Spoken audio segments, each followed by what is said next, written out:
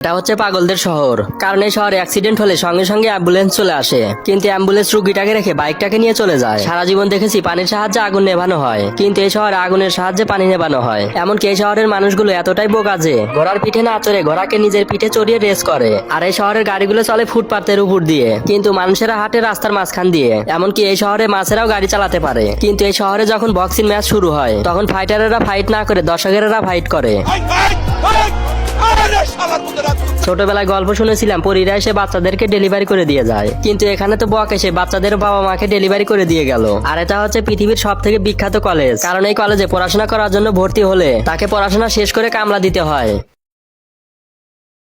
এই লোকটার কোনো বাচ্চা ছিল না, যার কারণে সে একজন কাঠুরের কাছ থেকে কাঠের সাহায্যে একটা বাচ্চার পুতুল বানিয়ে নেয়। এরপর সেই পুতুলটাকে নিয়ে তার স্ত্রীর কাছে দিয়ে দেয়। তখনই রাতের অন্ধকারে সেই কাঠের পুতুলের মধ্যে জীবন চলে আসে, যা দেখার পর তারা অনেক ভয় পেলেও বাচ্চাটাকে নিজের বাচ্চার মতো আদর করতে শুরু করে দেয়। এর কয়েক বছর পর বাচ্চাটা বড় হলে যে কাঠুরে তাকে তৈরি করছিল সেই কাঠুরের কাছে চলে যায়। কাঠুরে তাকে একটা কাঠুর তলোয়ার তাকে উপহার দেয়। তখন ছেলেটা বাজারে গিয়ে দেখতে পায় দুইটা গরুকে সোনার চেন দিয়ে বেঁধে রাখা হয়েছে। গরুর মালিক বলে যে এই সোনার চেনগুলো ভাঙতে পারবে তাকে এই গরুগুলো দেওয়া হবে। তখন ছেলেটা চেনগুলো ভাঙলেই গরুগুলো সেখান থেকে পালিয়ে যায়। কিন্তু এরপর ছেলেটা বাড়িতে গিয়ে আগুন জ্বালালেই সেই গরুগুলো তার কাছে এসে আগুনের কয়লা খেতে শুরু করে দেয়। এরপর গরুগুলো হঠাৎ করে আকাশে উড়ে সূর্যের ভিতরে চলে যায়, যার কারণে ছেলেটা একটা রাজমহলে গিয়ে কাঠের ফার্নিচারে কাজ শুরু করে দেয়। এরপর সেই রাজমহলে থাকতে থাকতে ধীরে ধীরে রাজকুমারীর সাথে ভালোবাসা হয়ে যায়। কিন্তু হঠাৎ করে সেই রাজমহলে শত্রুরা আক্রমণ করে দেয়। তখন ছেলেটা একাই সব শত্রুদেরকে হারিয়ে লড়াই করতে করতে নিজেও মরে যায়। এরপরের পর্ব দেখতে চাইলে কমেন্টে পার্ট 2 লিখে দিন।